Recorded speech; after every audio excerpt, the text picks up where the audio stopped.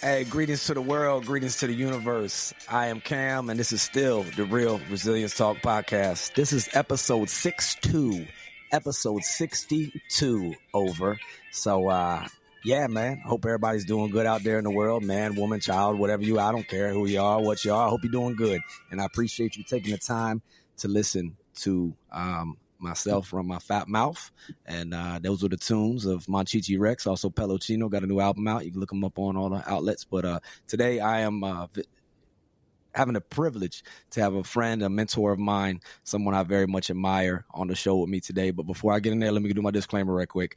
This show has no official affiliation with any organization to include the DOD or anything of that nature, okay? These are just card-carrying Americans using our First Amendment to express ourselves. So don't try to get me canceled. This is just a reflection of us. We may talk about things that we personally endorse, but nothing is an endorsement from anywhere else. So don't do it, Timmy. I know what you're going to try to do. Anyway, so without further ado, again, a friend, a mentor, someone who's helped me a whole lot in a lot of areas of life, but especially in the comedy world. Miss Kristen is here with us today. Welcome, ma'am. How are you? Hello. Big day today. Welcome to the show. Big 6-2, and thank you for spending it with us. Thank you.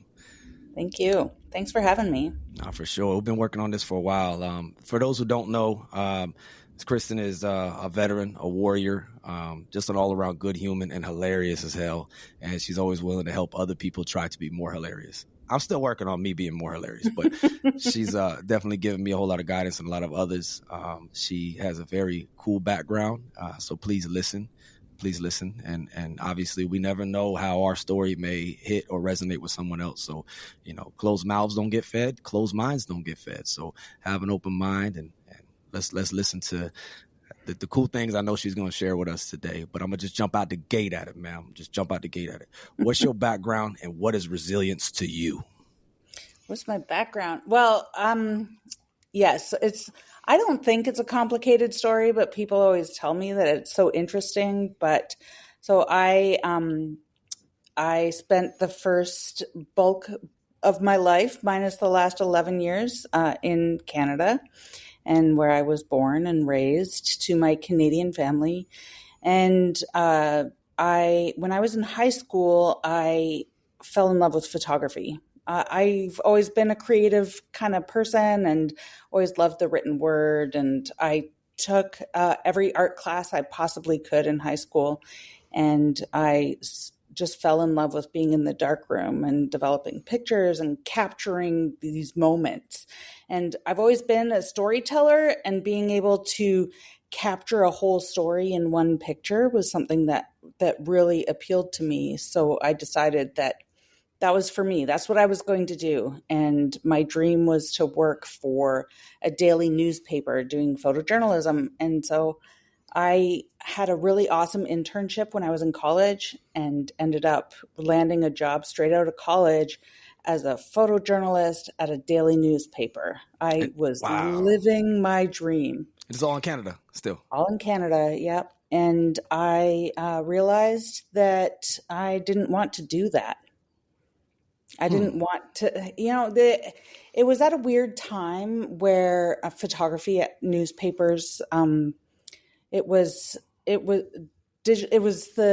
new digital age, and people were very afraid of digital cameras, and it ended up that most photo departments at newspapers were getting the axe. And so, and most departments in general were getting the axe because conglomerates were buying up smaller papers. And so I decided I didn't decide. There was a night editor at the paper was like, hey, here's another job that you could go for. And I started doing that. And then at the time I was married to somebody in the Army, and I met this woman whose husband had been a photojournalist for the Canadian military, and he had been to Rwanda. And I heard about the stories of him going and doing that, and his story, especially being in Rwanda and being the documenter of history, it was really something that I thought was fascinating. And I said, sign me up. And so I did. Wow. And there I was. And I spent about 10 years in the Canadian military. And then I met my husband while I was doing work for the military. And he was a U.S. sailor. And, those Navy whites got me. Too much officer and a gentleman. Yeah, I've always loved Cracker Jack myself, so it's good. Yeah. I feel you. So he, I was a sucker for the whites, and here we are. So Wow. That's whites is in uniform, everybody. Okay. Mm-hmm. All right. Yeah. Oh, yeah. There's no racism here. Okay. We're talking about the whites in the uniform. It was a bad joke. Sorry. I tried to play off. It didn't work good. Sorry. I just got a thing for whites. It's like, whoa, ma'am, you need to slow down now. No, but well, no. it is the uniform. You have it. I did caveat it with officer and a gentleman. You did. So you did. It was the officer and a gentleman. That was one of my mom's favorite movies, and so I watched it. Anytime it was on TV, we watched it. And I don't want to blame that movie for forecasting my future, but I feel like it had something to do with it. Well, if you got Richard Gere and Louis Gossett Jr., I mean, what you gonna do with yourself? You know what I mean? I get it. Obviously. Yeah. I grew up watching Rocky, and then I married a girl from Philly, so I feel you. It's cool. Yeah. Yeah. On that, it was the steps that did it for you. Literally, that's where we got engaged. So yeah, I think we can manifest things into certain directions. Yeah. That's amazing though. So grew up, born and raised in Canada, and then had the option to do what you wanted to do, but found out this ain't for me. I don't want to do this. And obviously at the time, technology was changing and things are the way they are. Whenever I think of people like developing photos, I always think of like Ghostbusters 2 when they're like in the room, like doing the photos, and then Vigo comes out. And I was like, I never want to do that because I'm afraid Vigo's going to come out of the picture and get me. Anyway, if you've seen Ghostbusters 2, y'all know. But that's so cool. Man, there's so much to unpack there because that's really amazing that I think so many of us get caught in that where we say we want to do one thing and then it's like the title or we have this idea or image of it. And then we don't think about the day to day of it or the culture of a certain career. And that's not to diss or anything like that, but you realize like this may not be for me. And then you wind up serving your country and defending freedom with the Canadian military. And then you meet a sailor in whites, wearing whites, everyone. Wearing whites. Yeah. Yeah. And so we dated long distance for a couple of years, I think. And then I injured my back while on duty, and I was being medically released from the military. And that was never the plan. I loved my job. I absolutely loved my job. I wanted to stay in the Canadian military. My husband's parents were both still living in Canada. And so he had talked about us all, like him coming back to Canada and getting out of the Navy and stuff. But then I injured my back and I was released from the military. And at the time, I didn't know if I was going to be able to work again. Right. And so we moved here. I packed up my kids, who at the time were like 3 and 5, I think. And then we moved here to Virginia Beach, and we stayed. Now we just live here because he's not even in the Navy anymore. He just stayed. Yeah. Now we just live here. We kind of thought that we might move back to Canada when we got the chance, but when he got out of the Navy, we didn't move. And so you can't beat the weather here. And if you don't like it, wait 5 minutes, right? It'll change. It'll change, and the schools are great in Virginia Beach, and we have really made this home, and we have friends that are like family, and it's close enough to my family that we can drive home to visit them. So you drive up to Canada from Virginia? Yeah, my dad's house, from door to door to my dad's house, I've made it in under 11 hours before. Oh, wow. That's so cool. Crossing borders. Yeah. So that's if I have my kids, and mostly if I have my husband with me, it takes, a bunch of hours longer because they get bored and want to stop all the time. But That's right. if I just, I lock in and I'm there. So yeah, I like it. I like it. And if you're on a road trip, everybody, you could just listen to the Real Resilience Talk podcast by Coach Cam Campbell. No, it's funny though you said that because with the kids and stuff. Because the other day I was riding with my 4-year-old. She's like, "We there yet?" I'm like, "If we was there, I'd tell you. How about that now? You know what I mean? Like, how about that? That's how it works. When we get there, I'm gonna tell you. Trust me. I'm gonna let you out the seatbelt. I'm not just gonna lock you in the car. That's not good parenting. You know what I'm saying? But yeah, I say that to my kids too. My youngest, especially, asking if we're there yet, and I'm like, once the car stops, we'll be there. Yeah. If you stop having to pee so much and want to get a snack, then maybe we'll be there quicker, huh? How about that? Yeah. You need to dehydrate those kids. I'm telling you, that's facts. That's facts. Yep. Yeah, like they gotta be like trail mix, like vacuum packed in there and just dried up. Yeah. Yeah, I don't know where I was going with that one, but I did. Peanuts, you'll see them again. Anyway, yeah. So as long as I don't got an allergy, I got one of them kids, one of them little mutants. But I keep EpiPen. I do too. Yeah. How did that happen? I don't know, man. I don't know. He was born in South Carolina. I don't know. But I'll tell you this real quick, real funny story. We was in Japan and he was being lazy and he wouldn't read the label like you do to Google Translate and shit. And he ate something that he wasn't supposed to eat and it had peanuts. And we was like, oh no, this had never happened. We thought he was going to go to anaphylactic shock and everything like that. Had the EpiPen on the ready. Like we was going. We had a rental van because in Japan, if you're over there, like the best thing to do is get a rental because the tolls are so expensive and they'll give you coupons. They'll give you vouchers for the tolls. So anyway, this kid, he's straight up white kid with a gray sweatsuit. We're in the middle of Japan and he shit his pants. That was his allergic reaction. I hope his friends are listening to this. So there he was, like walking into like a family mart, and there's like all these Japanese people, and we're Americans. I'm loud, right?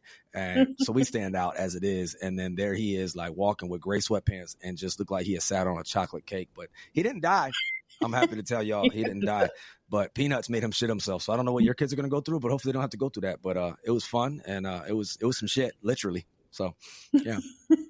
Allergies. The first time so in Canada, they have like the Quaker factory is like peanut free. And so, you get Quaker stuff. I would get Quaker stuff all the time and not think anything of it. So we had gone to this command picnic type thing and they gave out these like snack packs and we're driving in the car. My son, always hungry, right? My son's like, oh, can I have a snack? And I just like reached into the bag. I like grab a granola bar. I'm like, oh, this is safe. Throw it back to him. Like 2 seconds later, he's like, nah. Oh, snap. He's like, did I have peanuts in it? And I was like, what? And we're driving. Oh, and he's like, I think I had peanuts in it. And so we pulled over into a grocery store and we're in the aisle at the grocery store and I'm like making them chug Benadryl. Oh my goodness, man, that's funny. I was like nah. Oh man, it's real though. It's real when it happens. It's real. The anaphylactic shock is real, dog. That happened to me one time. My wife was deployed. She went to Korea. She was a Marine. Or she is. What's a Marine? Always Marine. So I re-enlisted. So she didn't. But while she was in, I was just me and my oldest, and I had to take her to daycare. It was just me being single dad at the time. It wasn't for long, but long enough for her to be gone and all that. And we played football outside. And we stationed at Camp Lejeune in North Carolina. And I don't know to this day, but I'm allergic to black ants from North Carolina. Like something, and North Carolina and South Carolina. And that thing bit me, man. I went back to the house, dog, and it was the same thing. I was like, I ain't call no hospital. I called a homeboy of mine. I was like, hey, bro, can you come get me? He's like, are you dying? I was like, I thought so. Like, I was like hives and everything, man. But I didn't call 911. I just called my friend who was like, hey, bro, you come get me? And he took me to the hospital. And anyway, I wound up getting out in time to get the kid from daycare and all that good stuff. But like, yeah, anaphylactic shock is real. Like, it's real. Mm-hmm. Everything closes up. You're like, oh. So, yeah, stay away from peanuts and black ants from the Carolinas. How about that? Yeah.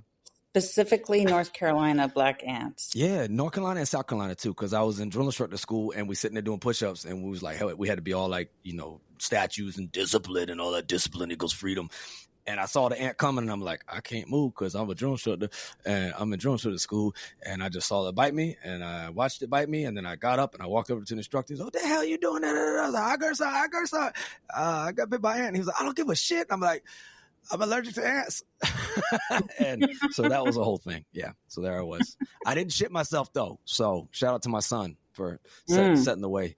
Yeah, he definitely shit all over Kyoto, as if Americans haven't shit on that area enough in times. You know, we always stand out, always loud, all that shit. And yeah, he shit himself. So, wow, that's cool.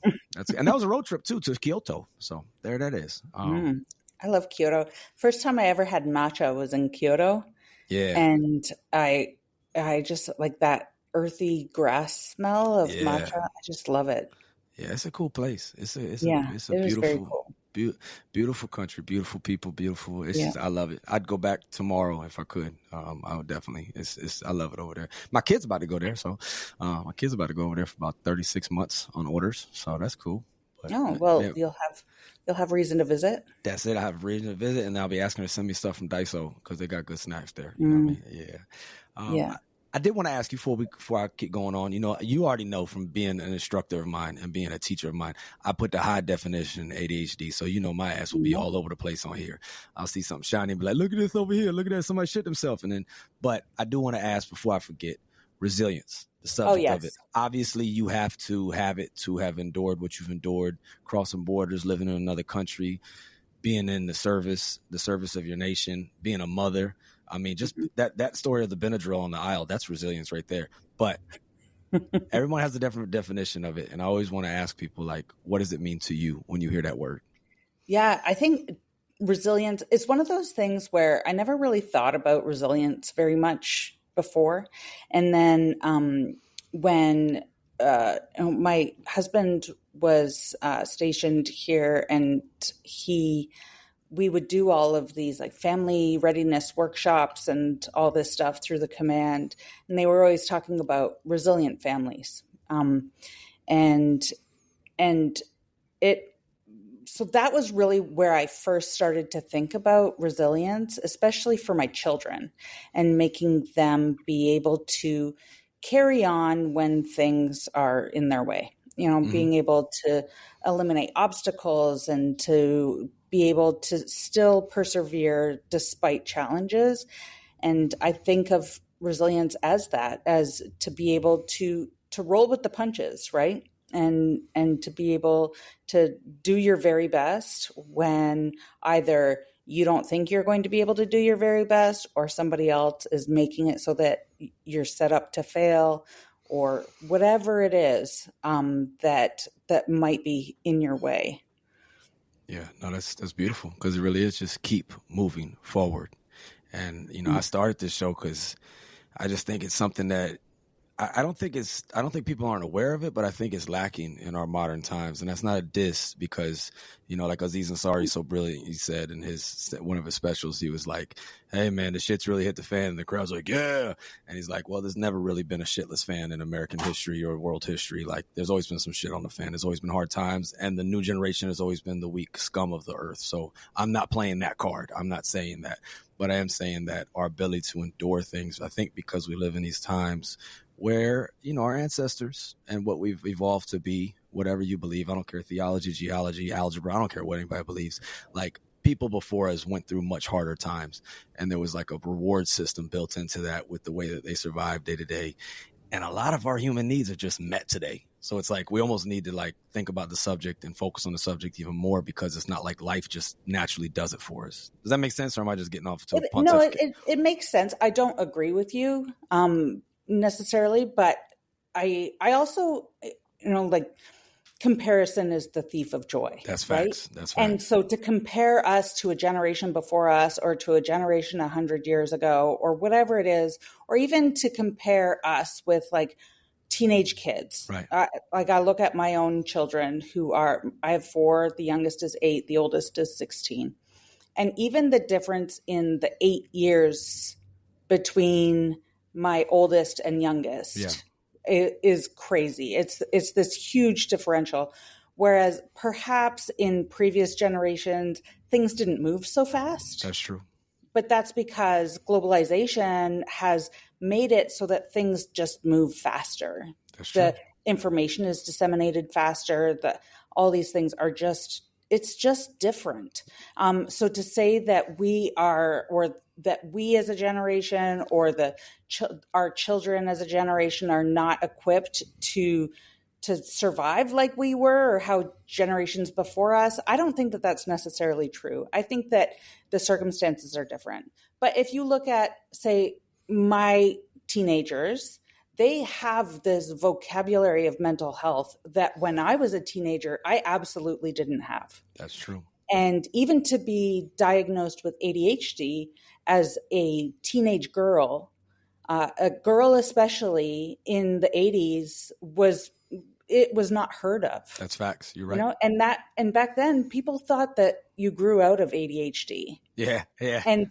And that, but when really you just became an adult and you coped, and you were just like a weirdo at work, or like, you know, or you surround yourself with other people who are neurodivergent, and it makes you feel a little more normal. Yeah. And if you look at adult friend groups, now, if you look at adult friend groups, if there is somebody who is neurodivergent in your friend group, chances are that they are attracting other people with neurodiversities, be it that they're on the spectrum, on the autism spectrum, or ADHD, or whatever it is. It's like a known thing and that's because there is people, whether it's like the same social oddities or awkwardness or things like that, or it's these like deep common interests. Yes.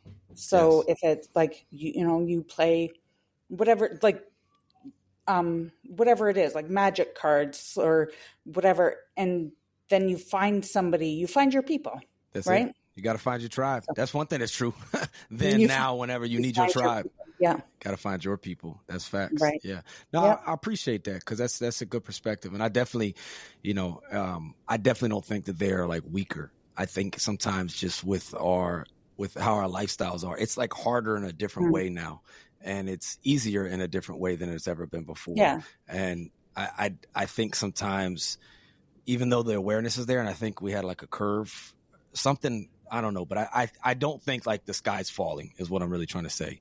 But I do think that grit and that ability to endure is something that we have to kind of seek on our own in some ways, because sometimes life just doesn't do it for us by default, if that makes sense, right? Like, it's hard. And maybe life shouldn't do it by default. That's true. That's why we evolve. It's great to have a house. And also the standards to which we are holding ourselves now, that's true, is way higher than it was, right? Like the Instagram perfect life is something that my mom in the 80s certainly didn't have. Nope.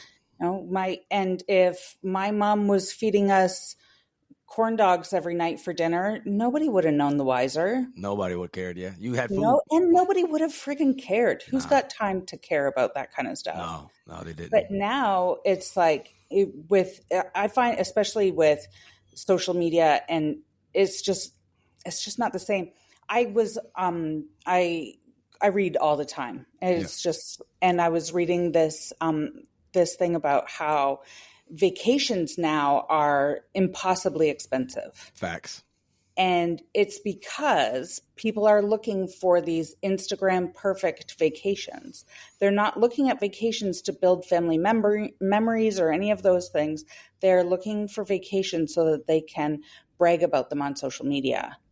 And that was something that I was not surprised by, because we just spent a week on vacation in Jamaica, and you could see it. The families that had like all the matching outfits and they're not doing that for themselves. That's true. That's true. No, you're so right. And they might not even, because of the default in our times, like they might not even realize they're even doing it. It's just part of our culture now. That's what you do. Wow. That's what you do. It's like unboxing videos. Oh yeah, right? Yeah. Like when those first started, I think my daughter is now 14, and she's the one that introduced me to unboxing videos. So that's probably 10 years. Yeah. And like you think that now you buy something, you can look up on the internet exactly what's going to be in that box, how it comes out, how to take it out of the box, everything and that's something, but also like people don't have to waste their time trying to figure that stuff out.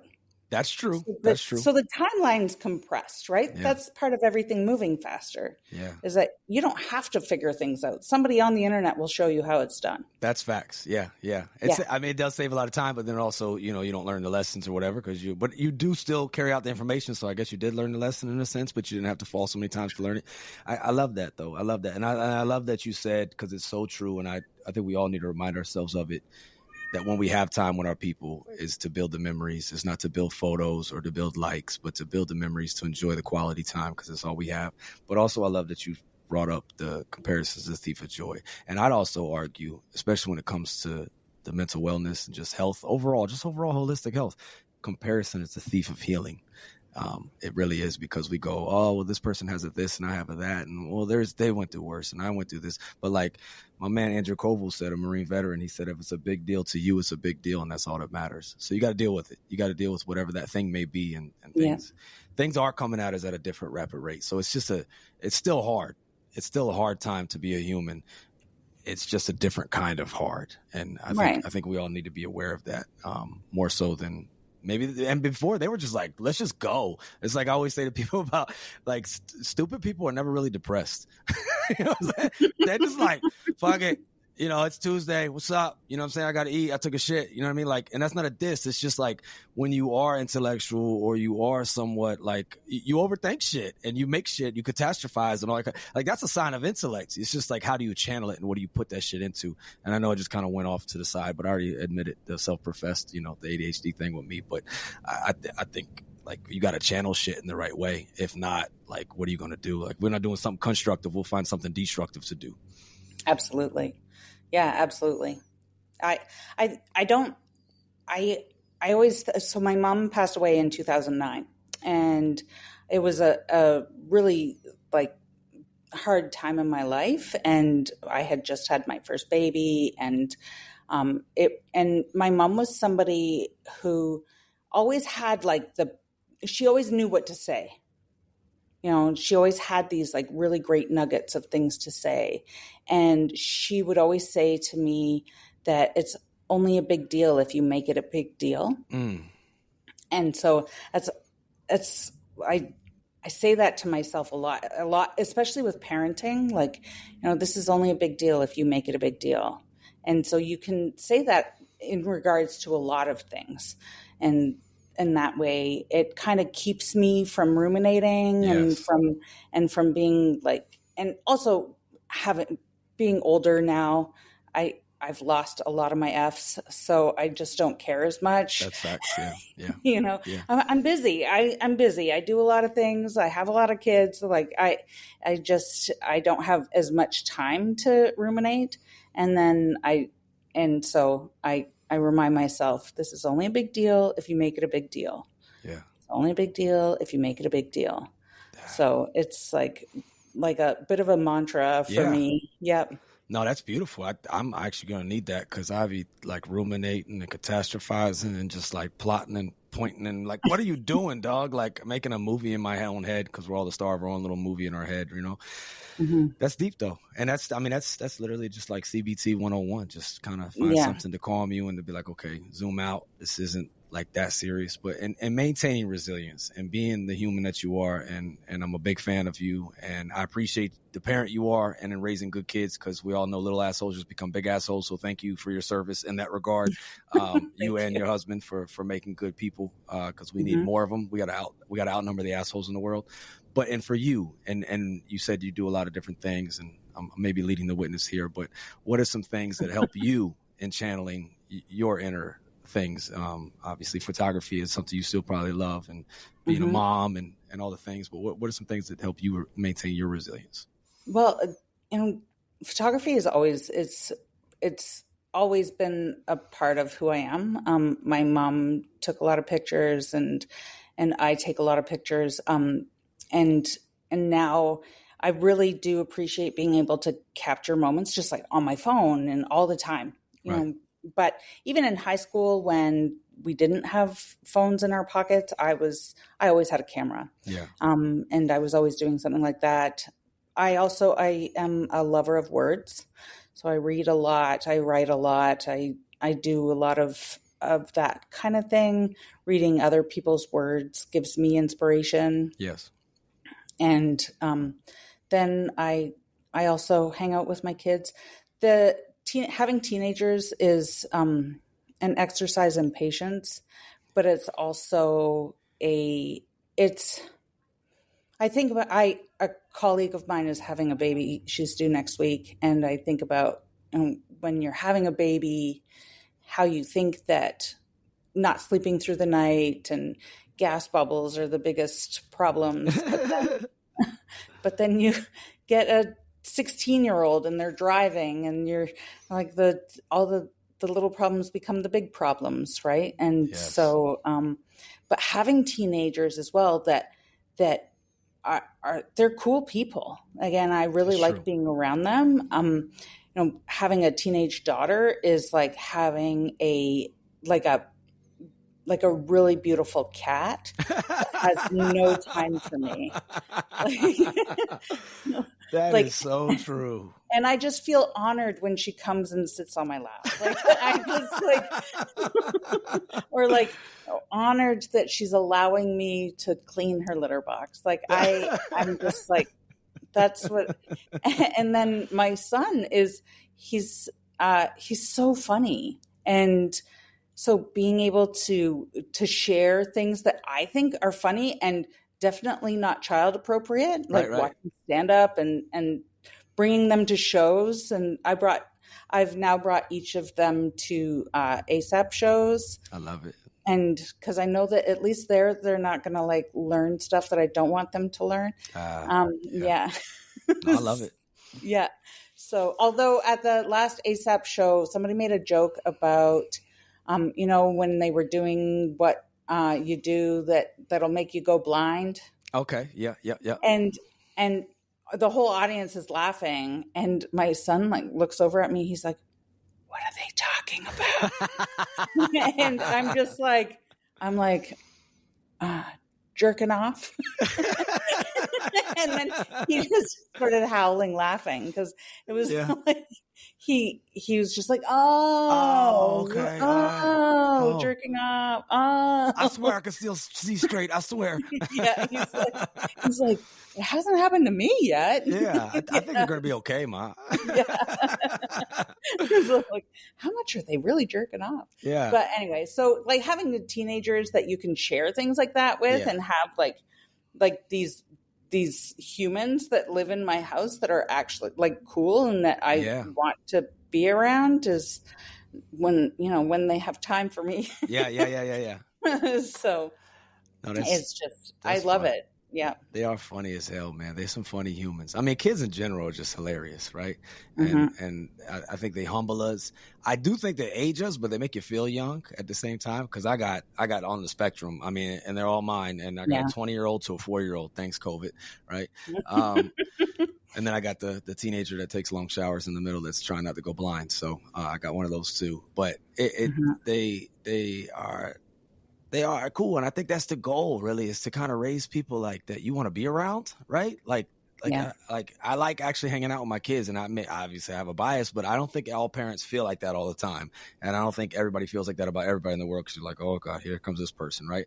Or I also think, and this is to all the parents out there, being real with your kids and having that sense of humor and having that realness. I think it's we don't need PowerPoints, and we don't need some people are like, I could never say anything around my grandma if they would slap me in the mouth, or I don't think that's healthy, man. I don't think that's healthy. I think you need to have, and my rule in my house is, if you say some off-color shit, it better be funny. And if it's funny and you get a laugh, then it's okay. But if it didn't get no laugh, you bombed, then hey, you don't talk like that. That's tax words. You don't say that shit. You know what I'm saying? You got to pay taxes. I always feel especially swearing. Yeah. I don't want my kids to swear. They're not allowed to swear on their text messages, only because swear words are cheap. I use them all the time, but if your vocabulary is continuously, when you're in those in those ages where you are teaching yourself how to adult and you're always relying on swear words, then I feel like you're doing yourself a disservice. So I don't want them swearing, but there are some occasions where, you just need to be like, that girl is a real bitch, and right? Like that. And that's fine. So as long as it's not like in their sort of everyday cadence, I'm okay with it. But I tell them too that, that swear words are for adults, like how coffee is for adults. Alcohol is for adults. Yeah. It's one of those things that when you are able to reconcile with yourself an appropriate time to use it or not, then okay, it's available to you. But right now, not so much. Yeah, no, I respect that. I had a friend of mine, Bridget and Andy, they used to always say to their kids, there was tax words. When you're asked to pay taxes legally, then maybe you could say some of these words. And it just kind of became my metric for it. But you obviously know me. I could play the emphasis card, but it's definitely sometimes a lack of vocabulary. And 4-letter words are just cool. But in talking about humor, and I want to go ahead and plug, you said ASAP, and I'm like, well, what does ASAP stand for? Because the Army people go, hell no, I don't want to go to Army Substance Abuse Program.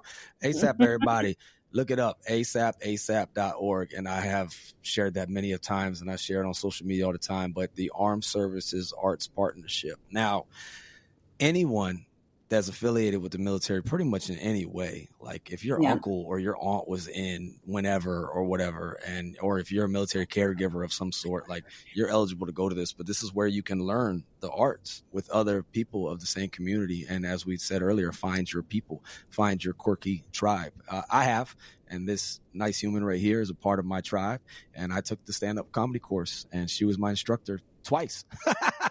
Because I did the in-person and I sucked at getting there because it was hurricanes and work and duty and all these kind of things. So I didn't make it down from where I'm at in the northern DMV. But I did the online course, which I was so adverse to because I was like, how are you going to do stand-up comedy online? But it really helped me because obviously I talk fast. So it helped me with timing. It helped me with cadence and delivery and enunciating and vocabulary. So you could definitely gain something out of it. And when we talk about healthy outlets and how to channel things, man, arts saves lives. Like art saves lives. Don't suppress it. Try to express it. And again, there's other forms of this for all different communities. But if you're affiliated with the military in any form or fashion, you can attend this. And then Miss Kristen here, she is an instructor. She is an instructor and a professional comedian, stand-up comedian. And I just share that as an outlet for anybody out there that might be, crazy like me. So I could talk for days about ASAP, and I'm thankful to ASAP every day, not only for introducing me to people who are my very good friends now, and that I know that at a drop of a hat I can call, and I have a whole swath of people that are there for me because we have been bonded by this organization. But when I left the military, I was injured, and it felt very traumatic. The way I wanted to be a lifer. I wanted to stay. I loved my job. I loved what I did. I loved being able to use all this fancy camera equipment and go and shoot these cool things and get access to things that I never would have dreamt of. And then it was just gone. Like it was over. And I didn't know if I was ever going to get a job again. I all of a sudden was this like stay-at-home mom, which always that was like, bad words to me. I never wanted to be a stay-at-home mom because, again, my mom had always taught me that to never be dependent on a man financially or a spouse financially, to always have your own money and to always have a way out. And so I didn't want to be a stay-at-home mom. And I moved to the US and I wasn't able to work because I was waiting on my green card. And so I didn't work because I'm a dutiful person like that. And I follow the rules. And here I was, this stay-at-home mom. And I really felt like I lost myself. Yeah. I moved here, so people didn't I didn't get veteran benefits, even though I was medically released because I left my country. I moved here. People would be like, Canada has a military? Yeah, yeah, yeah. And like real assholey things to say. And so I didn't recognize myself as being a veteran. Wow. I didn't. I didn't feel like a veteran. I Right. didn't feel like I had done my service to the Queen. And I hadn't done it the way that I expected it to happen. And so I got hooked up with ASAP. So Jose Roman, who used to work for ASAP, who's a good friend of my family now, like one of my husband's very best friends and really cool dude. He was working for ASAP in Hampton Roads, and he had sent an email to the chaplain at my husband's command. And the chaplain sent it out like, oh, there's these free classes for military people. And my husband, I feel like he was like deployed somewhere, had gone away somewhere. He might have even just been at work and it felt like a long day. I don't remember. But he emailed me this thing and was like, hey, you should do this. Wow. And I was like, no, that's stupid. Like, I'm not, like, I am not myself. I you know, like I had 2 more kids. It was just, I was nowhere near in a place that I thought that I would have any sort of confidence being able to get up in front of people. Right. And so I was like, no, I'm not going to.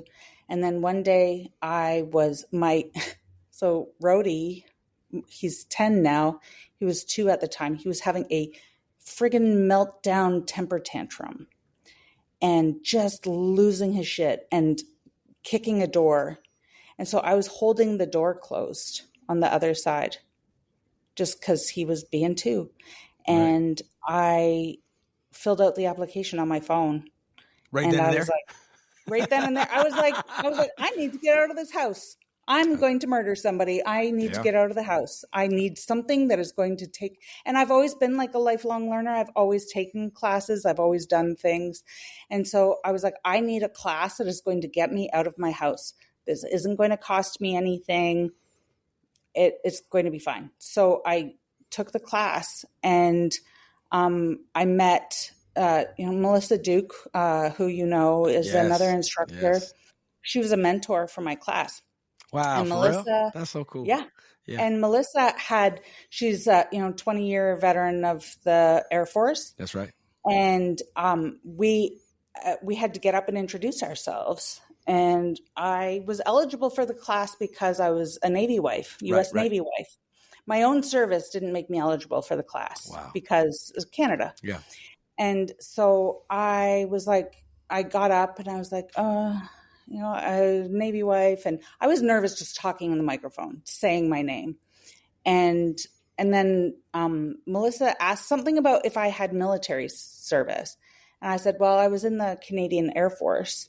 And I was like, but that doesn't really make me a veteran. And she was like, hell yes, it does. Hell yeah, it does. Yeah. Hell yeah. And so then I started referring to myself as a veteran.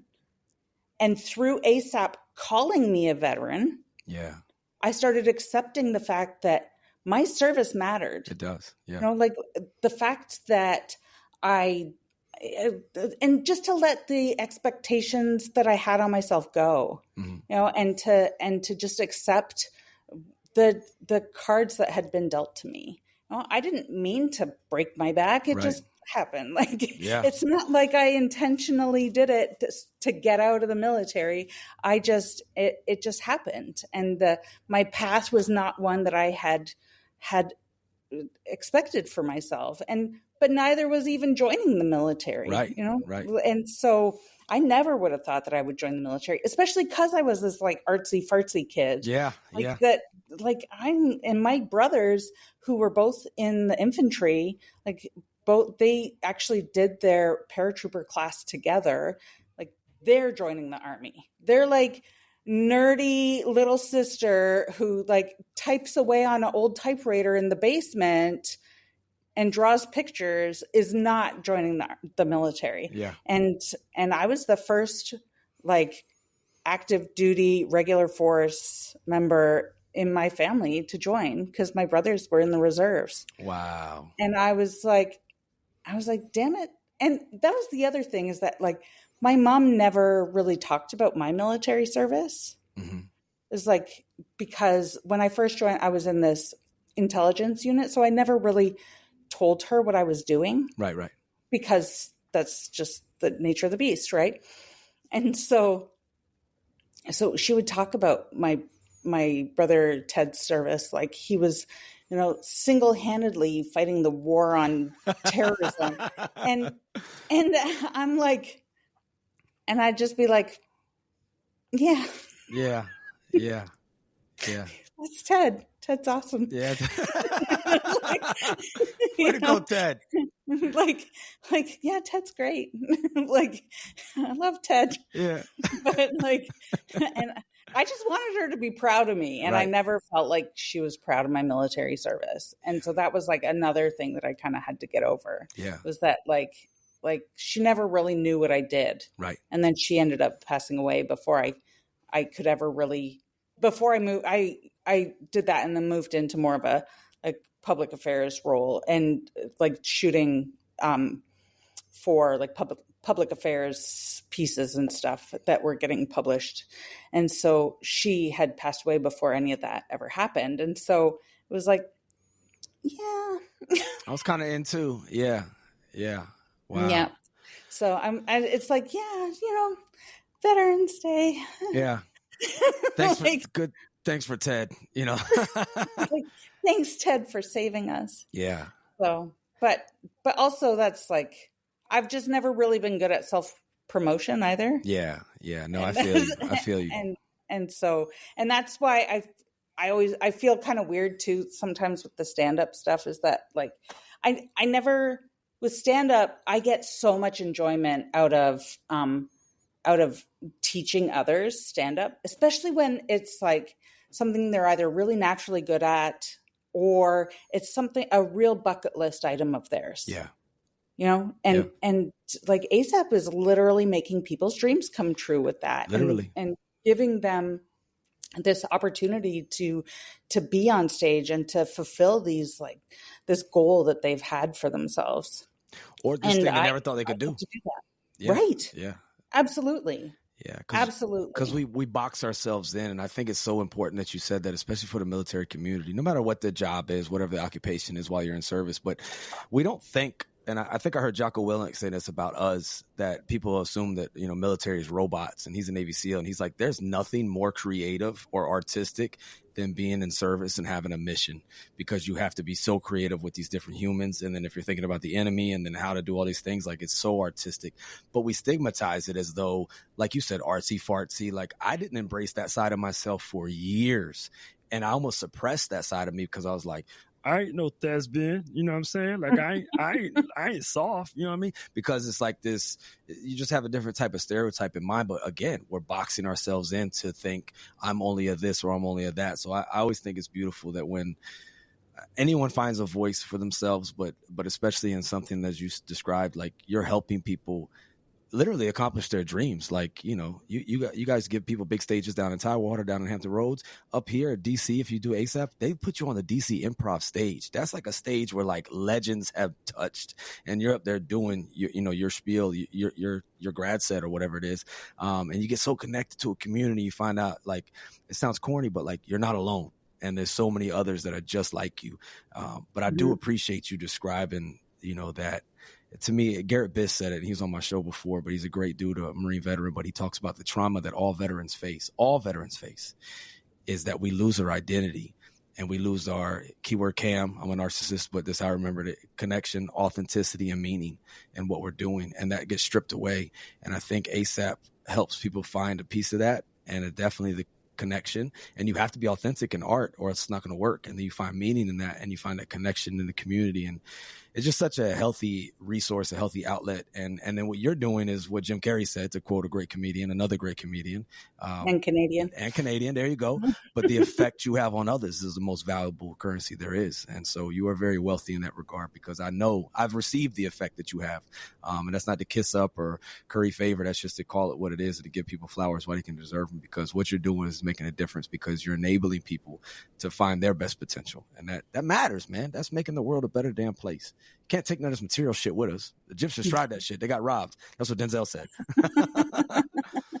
Thank you. I appreciate that. You know, that being, they call us like teaching artists, right? And so doing what we do, especially with comedy, is that you are, it takes a lot out of you, and you are available to students throughout the 6-week process, and even beyond. I still have students that contact me to help them workshop, and I do it gladly. I'm not saying, I don't think I'm saying any of this to be negative, but to know that, you know, we have this positive effect on people, and that's why people keep coming back, right? And that's why I got connected with ASAP in 2017, and I haven't left. I've been involved in some manner throughout that entire time, including, and if not even more so, during the pandemic. Yes, most definitely. Yeah. No, you need those healthy outlets. I think,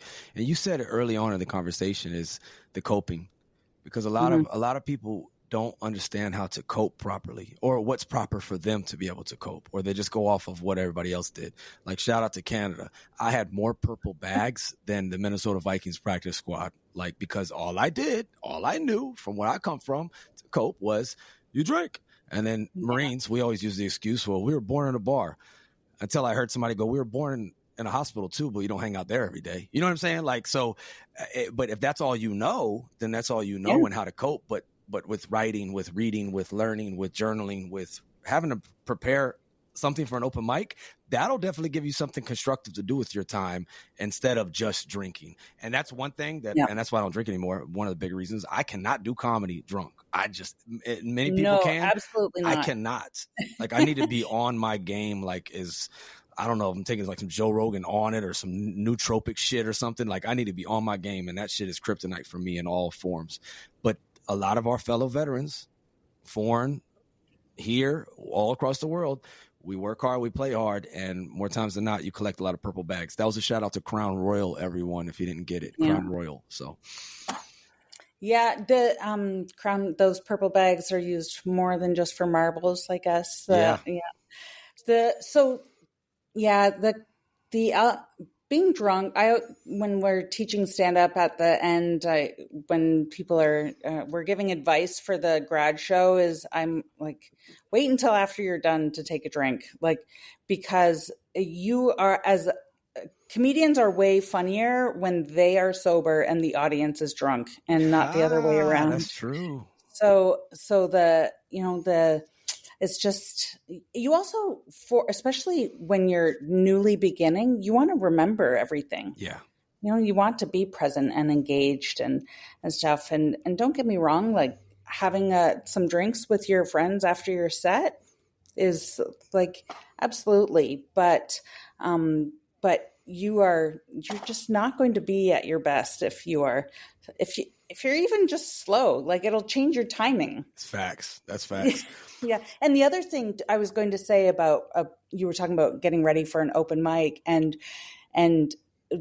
people with ADHD need to work to a deadline, and having a show that you have to prepare for will give you a deadline will force you have to either be ready or look like a fool. So it's your choice, right? It is. The pain is unavoidable. Do you want the pain of discipline or the pain of regrets? Like, it's sincerely true. I mean, maybe if you're Kevin Hart or something, like, I heard that guy writes on stage.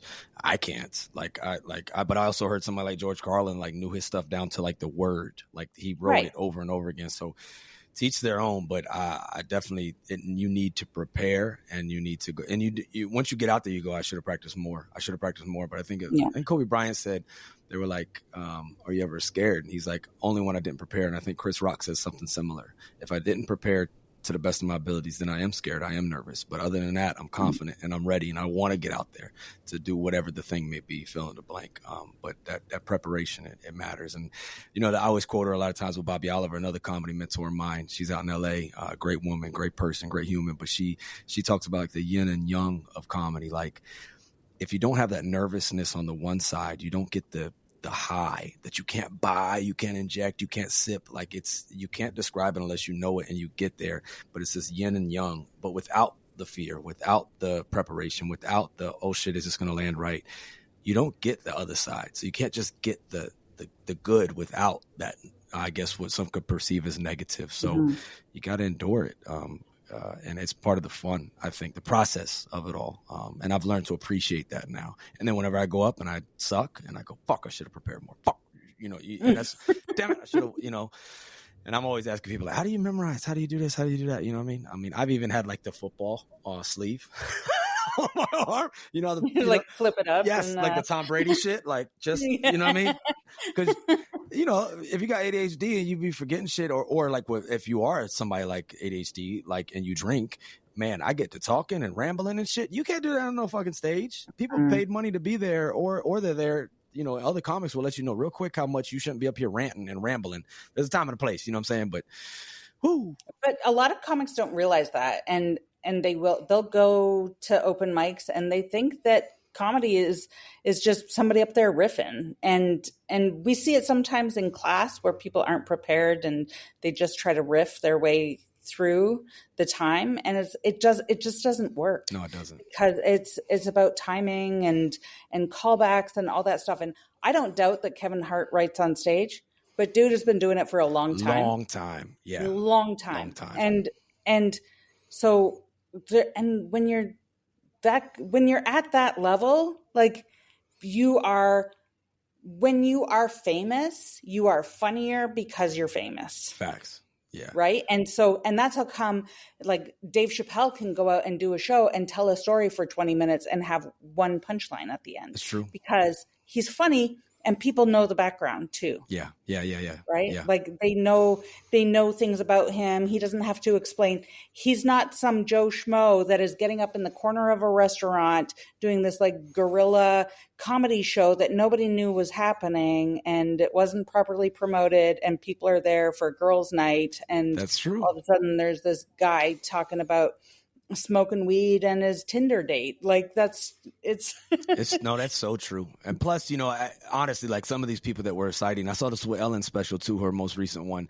Like there's a lot of stuff she doesn't even have to say. She can just make a face and you fill in the blanks because you know her and you have your following. Like you have, you know, and there's people that like don't like football or soccer, but they watch the World Cup, and don't like football, but they'll watch the Super Bowl.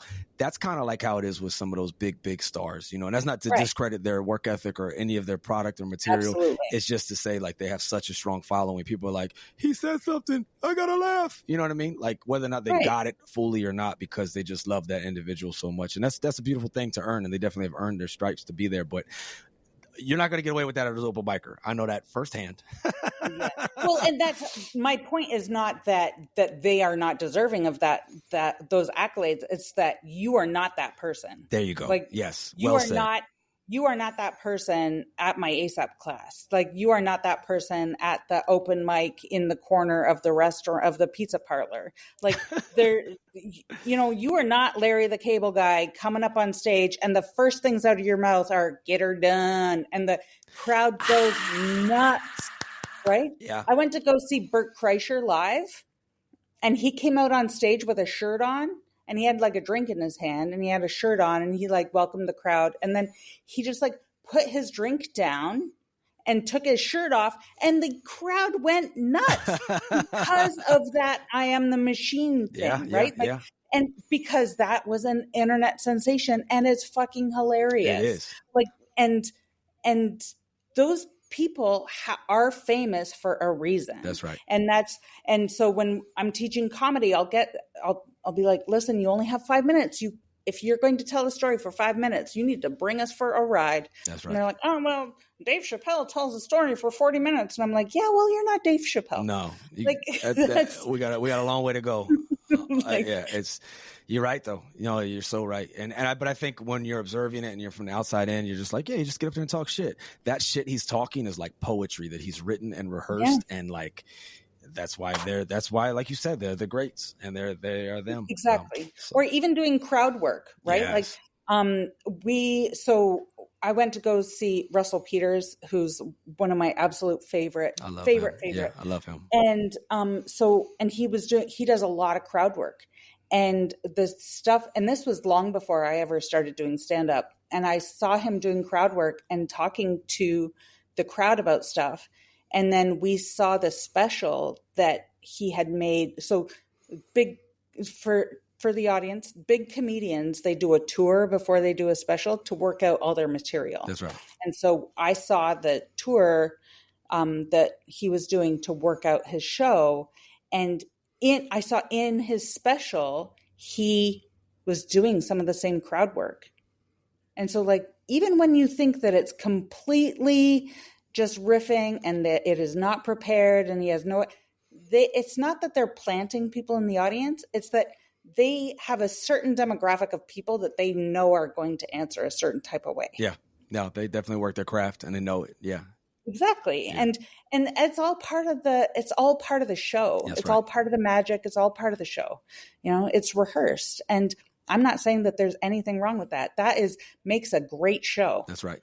So, and there's a reason why you do it over and over again. Yeah. Like, yeah, it's beautiful. And I think that's why I love stand up so much, because it's such an outlet for, I've turned it into therapy sometimes, but you find, I think there's like Carol Burnett said, Bobby Oliver said, tell it over and over again until it no longer owns you. And then Carol Burnett has said, tragedy plus time equals comedy. And I think there's a power in owning whatever the situation is in due time, when it's a healthy time, and then trying to express it in a funny way and find the funny in it, because all of life to me is funny, Yeah. And there's a time and a place. Like, I think I learned from you, like, there's a too soon. Like, if you come out and you say something that's tragic too soon, that's the beauty of spoken word. That's the beauty of stand up, because it's such a raw art form. Like, people can feel it, like, oh, she wasn't ready to say that yet. And then I think you said it was like Patton in the class, you would talk about Patton Oswalt, I think it was. Yeah, about his wife. Yeah. And how there is such a thing as too soon. Like, yes, First Amendment, freedom of speech, but there's still like discretion there.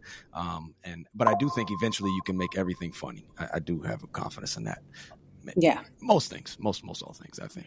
But it's well, that's so. One of the original ASAP teachers is this guy named Ron Capps. He's like veteran, and he's a writer. He's also like a songwriter.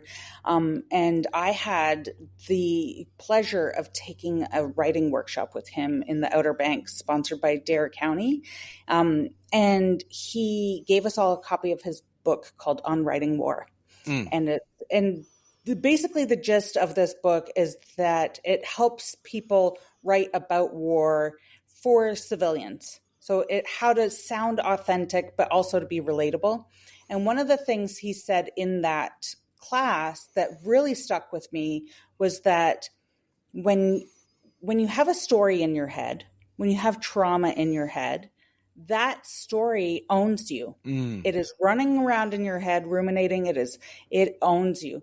But then as soon as you write it down and it's on a piece of paper and you pick up that piece of paper, you own that piece of paper, and therefore you own that story. Ooh, that's powerful. God, that's so powerful. And I was talking about that with my sister one time, because she had allowed someone to write her story, to write it and to put it out there, and to talk about her trauma, and she was afraid to do it at first, and then it was out there. It was on the internet. It was out there, and I was like, you know what? Like, now you own it. That, like, it can't hurt you anymore. That's right. And the people that did that to you can't hurt you anymore, because you own it.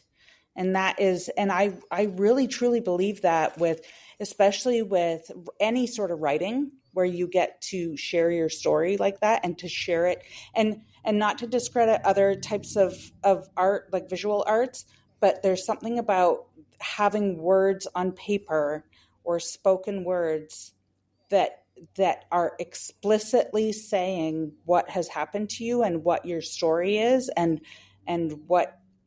where you're going and all of that really I feel is very healing. I couldn't agree more. I couldn't agree more. And I tell everyone, I try to, I'm not saying like a preach or whatever, but I'm saying like, try it out. Like, just try. Like, there's a little ditty, like, we all need ditties. We all need like frameworks and stuff. And it's like GGBR, BBR.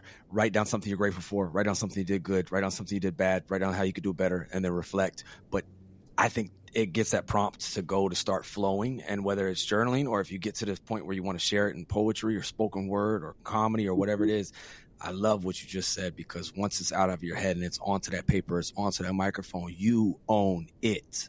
It doesn't have to define you. You define it how you want to. And that's healing, and that's power, and that's you taking that control back. And I'm thankful for you sharing that, because somebody needed to hear that.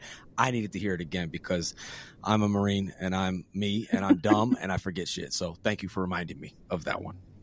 Yes, my pleasure. No, it's power, it's truth. And I wrote it down. Unwriting War by Ron Capps, you said? Yes. Yeah, I'm getting into that. In your head, it owns you, and then once it's on paper, you own it. I wrote that down. I am going to get that book, and I'm gonna read that thing, because I'm a nerd. It's really interesting book to, especially as somebody like yourself who is even comedy writing is still writing, and being able to make your military service really relatable to those that may not understand the military. That's right. Yep. Yeah. While still sounding authoritative. Yeah. Because I just want to be Mussolini, really. No, I'm just kidding. I don't want to be Mussolini, everybody, but that's very authoritative. I'm just kidding, everyone. That was a bad joke. I know you have a lot of things going on in your world, and a lot of things to celebrate, my fellow Cancer of the world. I always ask everyone this question, and it's deep and it's real. And I think we all wish we could say something after the fact, after something happens. There's the thoughts and prayers, and there's all these other things. But if we had the opportunity to say something to someone before they make a permanent decision over temporary circumstances, which to me, all of this is temporary. We are the ground we're on. Everything is temporary. This too shall pass is what I believe in. That's me. But people choose permanent solutions, whether it's hurting themselves or hurting someone else. And right now we're at an all-time high, sister, in this nation. And I'm pretty sure in the world right now, just with the climate of things, with death by suicide. So if you had the opportunity to say something to someone, what would you potentially say to them? Well, it's a very deep question. It's something that is deeply personal to me as well. And I would hope that I would be able to bring them comfort in saying that it seems dark now, right? But it will get better. And that to just take one step towards the next day.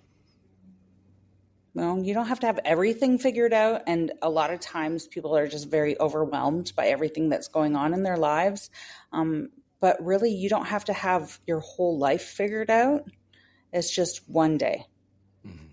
So you just live today. Live today. You don't got to have it all figured out, everybody. I know in our modern times, if anything that we have harder than other times, we have high expectations, as you said. And there's this addiction to perfection, and there's just nothing perfect. There's nothing really perfect. People may make it look like that, but filters can do such things, and staged photos and staged everything else. But in all sincerity, there's always something going on behind it. So I think that's beautifully said, and I appreciate you sharing that, because it really is. I carry a coin in my pocket in my uniform. I carry it in my left breast pocket, and it's a coin a mentor of mine gave me, and she's sober as well. And it says, "One day at a fucking time." And I just rub that shit sometimes. Yeah. And it's not just for drinking and all. I'm good with that stuff, but just all the things. It's just all the things. Yeah. Move forward. And what was it you said your mother had said, the expression that you say to yourself? It's only a big deal if you make it a big deal. Man, that's real. It's only a big deal if you make it a big deal. It's only a big deal if you make it a big, that might, next time you see me, you might see that tatted, because that is, I'm not lying. It's only a big deal if you make it a big deal. And some people go, yeah, well, duh, no shit. But no, really, sometimes you have to literally do that, zoom out and go, okay, it's only a big deal if I make it a big deal. Well, and I swear to you that really helped me, like, as a young mom and stuff too. Like, I'd be like, stuff that doesn't need to be a big deal, that we just, especially somebody like me, I overthink things. And so I'd be researching and overthinking like the stupidest things. Yep. And I'd be like, what did my mom do with this? She probably just went to the store and bought the first one or the cheapest one or the one she could afford or the one that the neighbor gave her, and it would just be the thing that they used. Yeah. Like, why am I making a like spreadsheet with friggin' stroller? Like the qualities of the stroller that I need. I don't need that. No. Nobody needs that. Just the one. I'm going to buy the one that's tall enough for me. That's it. That's the one that I need, because strollers are not made for moms who are 6 feet. That's just not how life is made. So, you sit there stretching down. Yeah, exactly. I need the one with the adjustable handle. Yeah. Like that. So it's only a big deal if you make it a big deal. So just, yeah. And I tell that to my kids too, like, this is not a big deal. Or does it feel like a big deal? Maybe, but it only feels like a big deal because you're making it feel like a big deal. And it's not meant to be dismissive, and it's meant to be like, to remind you that even this too shall pass. Yeah. And like, this too shall pass. Yeah. And I have not had troubles with addiction, but I tell myself that one day at a time, all the time. Yeah. When I'm feeling very overwhelmed with all the things, I will say to my friends or whoever, because again, with the ADHD, I can't remember what I have on my calendar for this weekend. Right. So sometimes at the beginning of the week, I will look at my whole week and try to plan everything out and make sure, deconflict is what my husband and I call it. We deconflict. And so, but if I see you today and you're like, oh, I'm really looking forward to Thursday, or I'm really looking forward to next Monday, I will legit be like, what's happening next Monday? Yeah. And it's not because I don't care. It's because I work on a day-by-day basis. Yes. And I say that to people all the time. Like, I work on a day-by-day basis. Amen.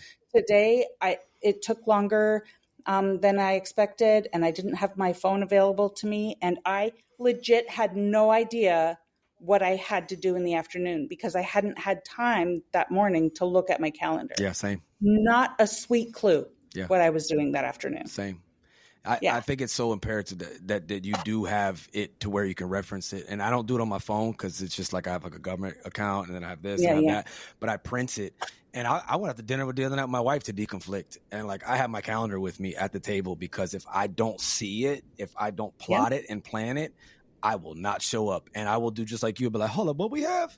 Hold up, what? I had a what? You know what I'm saying?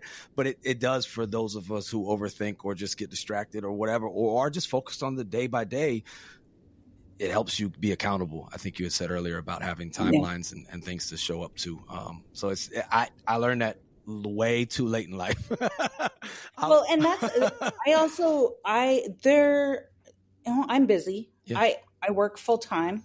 I have a side hustle with ASAP. I do stand-up comedy. I have 4 children. I have a husband who I enjoy spending time with. I also have friends. And yes, I'm busy, but I am never too busy. That's right. Right? Yeah. Like you and I, we've been planning this out for a little bit. I put it on my calendar. We made it happen. That's what we do. That's what we do. And I'm never too busy for somebody at work. I have my calendars open to anybody. They can book time with me. My friends, when they're like, hey, do you want to grab brunch on Sunday? I send them a calendar invite. Yeah. Because I know that that's how I have to do it in order to make time for people. Same. And it's not that I don't want to. I absolutely love to and want to. It's just that that's how I have to operate. Yeah, no, same here. Same here. If I don't put it down, it's not going to happen. But if I put it down, it will happen. And I think that's sometimes the key to a lot of things is to have that consistency. But consistency plus discipline equals results. So it's just, you got to figure out how, in the Marine Corps, we have a leadership principle called know yourself and seek self-improvement. I've learned that to be in over 20 some years of service. Know yourself and know how to deal with your crazy self. As best you can today. That's where I'm at with Manage yourself. Manage yourself. Yeah, no, for real. And it's a lifelong journey, right? But that calendar shit, it works, man. It works. And expressing things and owning it. And man, that you dropped some really strong gems on here on this episode, man. Like, I really appreciate whether it's in your head, you put it on paper, you own it now, or it's only a big deal if you make it a big deal. Just having an exercise in patience, the emphasis on building memories instead of trying to build reels or build highlights, right? I think we're all over inundated by everyone's Sports Center, Well, oh God, and you know what? Like, I'm a photo person. I love Instagram. And because I do live far away from my family, especially like my dad, who's on Facebook, I will share things on Facebook, especially about my children. But a lot of times it's funny or it's something that I want to remember, right? Because then I can go back and look at it. And sometimes, like we are all party to wanting to look our best selves on social media, because you don't want somebody on there being like, what is this janky ass stuff that she's and also because like I'm a pretty open book, right? I'm the same person in my comedy class as I am at work. I probably won't swear as much at work. Right. Right. Tribe and place, yeah. Right. Like, I'm the same person at my house as I am in front of my children, in front of my friends. I try to live as absolutely authentically as I can. I grew up in a house where there was a lot of secrets and a lot of things that were kept from us as kids. And I don't want that same thing for my kids. Yeah. And so I feel like I am running on a tangent here, but it's real. And I just think that we are human and love us warts and all. That's it. No, it is. It is. But it be consistently you, right? And then that's back to that Garrett Biss thing about that connection, that authenticity, and that meaning. And you need that authenticity. So I say be you. Do you, boo boo? That's what they be saying. You do you, boo. You do you, boo. Seriously. My sister says that to my kids all the time. And one time my youngest, who's now 8, I think he was probably 5 or 6 at the time, asked her to do something. Like, he's very artistic. He gets into all the craft stuff. And so we had asked her to do something one time and she wasn't really listening. She's like, yeah, you do you, boo. And he came back, he was like into something, and she looks at him, she's like, what are you doing? And he's like, Auntie, you said you do you, boo. So this is me doing me, boo. Man, kids will tell you like it is, man. It's real. Oh yeah, it's real. That was my surprise baby. Yeah, keep surprising us. I think if any of us have multiples, we all have that surprise kid. I got 2 out of 3 that are surprises, so here we are. I have half. I have half. My daughter always tries to. Anytime I make a joke about the middle children, she's always like, "We're the 2 you planned. You wanted these 2." That's true. Actually, no shit. That's exact. My son's the only planned one, and he says shit like that too. He'd be like, "I was the only planned one." I'm like, "Yeah, but you be shitting yourself in Kyoto, dude. It's cool." You sat on that chocolate cake, man. I did, man. It was bad too. It was like, ooh. Yeah, them Japanese people were like, damn. And, and they all thought we brought COVID. So they were like, get the fuck away from them. Like, he got shit on them. They stink. They're Americans. Get them out of here. Yeah. There we were. He did him, boo-boo. He did him. Yeah. He did him. I appreciate you, sister, for making time to be on here. And I tell everybody this anytime, like, if you ever want to come back on here and share something, because I know there are some serious things that you said that's going to resonate and hit with somebody. And I just want to tell you, thank you for all that you do. And whether it's being a parent and raising good people, being a spouse to an active duty American service member, your service and serving our overall freedom as a world and serving your country, it matters. You matter. And just thank you for what you do at ASAP and giving people that voice and helping them find their best selves, because I think that's the goal we're all after, is to self-actualize and to be our best selves. And I believe art saves lives, and you're helping do that with people. So I just tell you, thank you so much. And thank you for coming on here and being candid. And you were like, oh, I'm on a tangent. No, you're keeping it real. And that's the whole purpose of saying this, because it's real. And that's real life. And so I thank you sincerely. And I got nothing but love for you. And I appreciate you. Thank you, Cam. I appreciate that very much. Thanks for having me. For sure. Any save rounds, as we like to say? Any save rounds? No. I've spent all my rounds today. You know what's funny? You say that. I think I told y'all in class, my wife be telling me, because, like, you know, obviously I'm like the more feminine one and all loud and out talking. Yeah. She'll be like, yo, you've used all your words for the day. And she's from North Philly, so she'll cut my... You did tell me that, because I was telling you how I would say that to my son. Yeah, it's true. I'd be like, yeah, no, you've used all your words today. You're done. Yeah. You're done. Tom Segura said it one time in specials, like his mom says it to his dad or something, and then she just took it and she'd be like, hey, you've used all your words for the day. I'm like, oh, okay, I'm going to go journal right quick. Yeah. I need somebody that'll listen to me. Your diary. I'm finna go own this shit. I'm going to own this shit right here. Day 1072 of my captivity. That's it. Why does Cam have so many manifestos? He has a lot to express.